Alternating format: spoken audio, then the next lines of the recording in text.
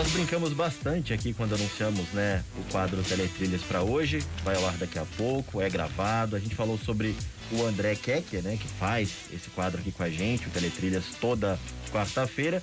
E ele estava em viagem voltando, ele confirmou exatamente isso, Stephanie. Você está bem atualizada realmente. Ele mandou aqui no nosso YouTube um comentário. Boa tarde, Stephanie e Leandro. Semana que vem estou com vocês ao vivo. Neste momento, voltando para casa. Fim de férias é triste demais. Ele lamentando esse fim de férias. Mas a boa notícia pra gente, né, e pros ouvintes que são fãs desse quadro, que eu sei que são muitos, ao vivo então na semana que vem. Essa é a boa notícia. Na semana que vem, então, teremos interações com o André Kekia, mas nessa semana, como ele ainda está nas férias, temos a participação dele gravada, hoje falando sobre a minissérie Anos Rebeldes. Vamos acompanhar. Boa tarde, Stephanie. Boa tarde, Leandro. Boa tarde, ouvintes da CBN. Hoje no Teletrilhas a gente vai falar sobre a minissérie Anos Rebeldes. Por que essa minissérie foi escolhida? Porque ela tem uma grande importância para mim. Primeiro que em 1992 eu adorei ter assistido, né? Eu tinha 12 anos e achei o máximo. Eu gosto muito de histórias sobre esse tema. E segundo que o fato de eu ter gostado muito me fez escolher essa minissérie como tema do meu mestrado. Então foi com ela que eu aprendi a estudar e me aprofundei no estudo da trilha musical de produtos de televisão. Anos Rebeldes foi uma minissérie da Rede Globo que passou no horário das 22h30, como sempre, as minisséries passavam nesses horários, né? E ela passou de julho a agosto de 1992. Foram só 20 capítulos, mas a média de audiência foi 24 pontos. Era uma minissérie de Gilberto Braga e tinha direção do Denis Carvalho. A minissérie tratava do romance de Maria Lúcia, que era feita por Malu Mader, e João Alfredo, que era o Cássio Gabus Mendes. Os dois estudavam no tradicional Colégio Pedro II do Rio de Janeiro. E o pano de fundo dessa história, desse romance, era a chegada dos militares ao poder no Brasil em 64 e a história caminhava até a anistia em 1979, ou seja, era uma história que tinha como pano de fundo a ditadura no Brasil. O João Alfredo era um jovem que acabava entendendo as questões políticas daquele momento de uma maneira que o obrigava a tomar uma decisão e fazer algo, enquanto a Maria Lúcia não se interessava pela luta, ela achava que ela tinha que conquistar as coisas que os jovens deveriam conquistar, faculdade, trabalho, casamento, e isso faz com que o relacionamento dos dois comece a ficar muito difícil, eles divergiam muito, e eles até conseguem namorar por um tempo, mas essas diferenças acabam fazendo com que eles tenham que se separar. A Maria Lúcia acaba se casando com o melhor amigo do João Alfredo, que é o Edgar, que também é um jovem considerado alienado, e o João então acaba se aliando a um grupo de rebeldes para tentar fazer algo que possa mudar a situação do nosso país naquele momento. Nesse grupo de rebeldes existe Heloísa, que foi feita pela Cláudia Abreu, que era uma menina rica que tinha uma identificação tardia com a luta armada e com as questões da ditadura, e aí ela acaba também entrando nesse grupo de rebeldes, né? A minissérie foi um grande sucesso e ela era considerada a continuidade da minissérie Anos Dourados também do Gilberto Braga.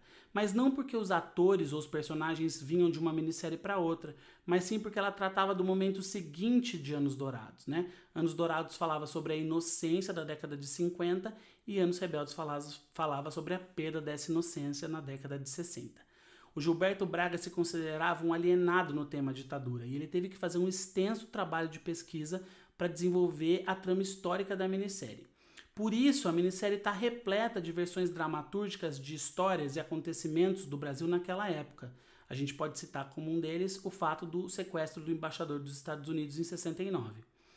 Havia na história uma coisa que eu gostava muito, que eram painéis documentais em preto e branco que continham imagens da época, fotografias, vídeos, recortes de jornais, criando uma linha do tempo não ficcional dentro da história. Era muito legal esses painéis.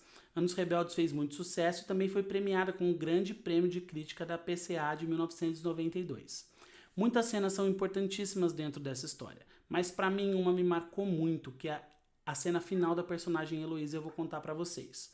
A Heloísa tinha um namorado, ela, o namorado e o João Alfredo têm que fugir do Brasil, eles querem fugir para tentar um exílio, porque a guerra armada já está muito forte, estão perseguindo muitas pessoas. O pai da Heloísa, que é um rico empresário, não deixa eles fugirem dentro de um cargueiro da sua empresa. Então eles têm que passar pela fronteira do país de carro. Então eles estão indo em direção a essa fronteira e aí um investigador que passou o tempo todo procurando pela Heloísa dentro da minissérie acaba reconhecendo ela dentro do carro. Ele grita para o soldado parar e questionar ela e ela diz para o namorado e para o João Alfredo que não tem problema, ela tem um RG falso. E aí ela desce do carro com a mão dentro da bolsa. O investigador que vivia perseguindo ela grita para o soldado: ela vai atirar! E aí a Heloísa recebe 7 tiros e morre. Os dois acabam fugindo sem ela. O investigador, no final dessa cena, vai até ela, tira a bolsa e aí ela está segurando um RG falso, né? Muitas pessoas foram mortas na ditadura sem que houvesse necessidade. Mas deixemos essa parte de lado, vamos falar sobre a trilha sonora. A direção musical dessa trilha também é do Máriozinho Rocha. Mas diferente do comum, quem seleciona o repertório foi o próprio Gilberto Braga. Eu li os capítulos da minissérie e ele indica as músicas, o que é muito legal. A trilha foi lançada logo no início da minissérie nos 3 formatos, LP, cassete e CD. Para quem está com a gente no YouTube e no Facebook, eu estou mostrando aqui a capa com a Malu Mader, né? Diferente do que era comum nas minisséries, aqui as músicas não foram compostas para a minissérie, mas sim foram recolhidas do cancioneiro musical da época. Há 15 faixas que foram lançadas nessa coletânea, e essas 15 faixas foram repetidas muitas vezes dentro da história, criando essa sensação como a gente tem nas novelas. Mas haviam mais de 50 outras canções que tocaram na trilha que não estavam presentes lá, e isso criou uma atmosfera musical muito diferenciada para o seriado. Da trilha vendida, a gente pode destacar Baby, da Gal Costa, Can't Take My Eyes Off of You, com Frank Valli e Four Seasons, Monday Monday, com The Mamas and the Papas, e Call Me, com Chris Montes. Eu vou cantar para vocês a canção Carta ao Tom, que foi baseada numa carta escrita pelo Vinícius de Moraes para o Tom Jobim e foi musicada pelo Toquinho. Ela é a faixa do álbum Vinícius e Toquinho de 1974, que foi lançado pela Polygram. Né? Na minissérie, essa canção está presente num daqueles painéis históricos que eu falei para vocês, localizada especificamente esse painel no último capítulo, após a morte de Heloísa e a fuga dos 2 sobreviventes. Nesse painel, a gente tem informação sobre o que aconteceu nos anos seguintes, né, até a chegada do João Alfredo de volta do exílio em 79. Sendo assim, o amigo, né, que escreve a carta para o outro, o Vinícius, nesse caso, para o Tom Jobim, acaba tendo o papel de contador do que está acontecendo dos fatos, como o autor da minissérie, quando ele faz o painel e descreve os acontecimentos daquele momento, certo? Vamos para a música, é uma música que eu gosto muito. Rua Nascimento Silva 107, você ensinando pra Elisete as canções de canção do amor demais. Lembra que tempo feliz, ai que saudade, Ipanema era só felicidade, era como se o amor doesse em paz.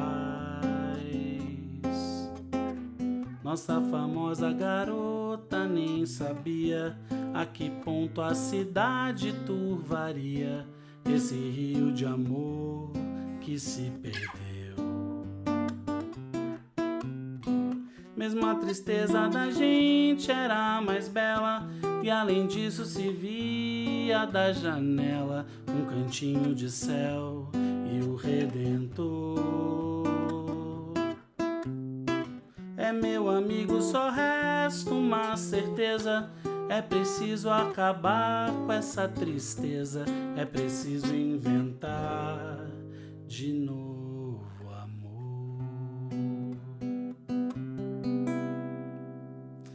Semana que vem a gente volta com outra trilha importante da teledramaturgia.